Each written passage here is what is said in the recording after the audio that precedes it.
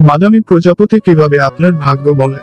আপনি কি জানেন প্রকৃতির কিছু রহস্যময় প্রাণী নাকি আমাদের ভাগ্যের সংকেত দিতে পারে? হ্যাঁ, ঠিকই শুনেছেন।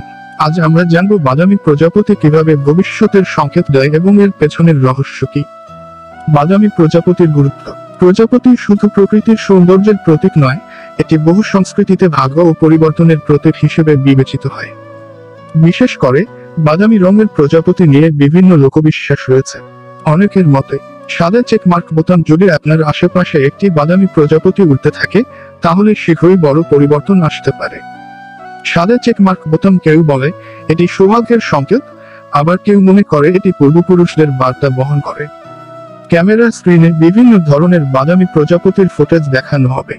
ভাগ্য গণনায় বাদামি প্রজাপতির ভূমিকা। রাত 2টা, সকাল 4:30।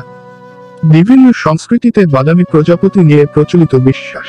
কিক্যাপ এক ভারতীয় ও চীনা সংস্কৃতি।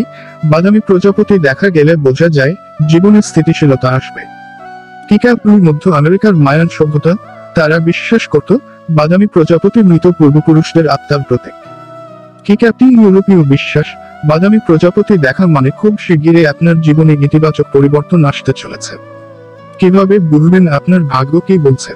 ডানে ইশারা করা উল্টো হাতের তর্জনী। আপনার সামনে বাদামি প্রজাপতি বসলে আপনার জীবনে স্থিতিশীলতা আসবে। ডানে ইশারা করা উল্টো হাতের তর্জনী হাত পা গায়ে এসে বসলে এটি ভালো সময়ের পূর্বাভাস।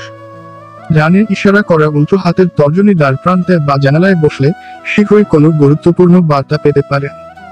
ডানে ইশারা করা উল্টো হাতের তর্জনী 2টি বাদামি প্রজাপতি একসাথে দেখলে এটি সৌভাগ্য এবং নতুন সম্পর্কের ইঙ্গিত। বাদামি প্রজাপতির বৈজ্ঞানিক ব্যাখ্যা।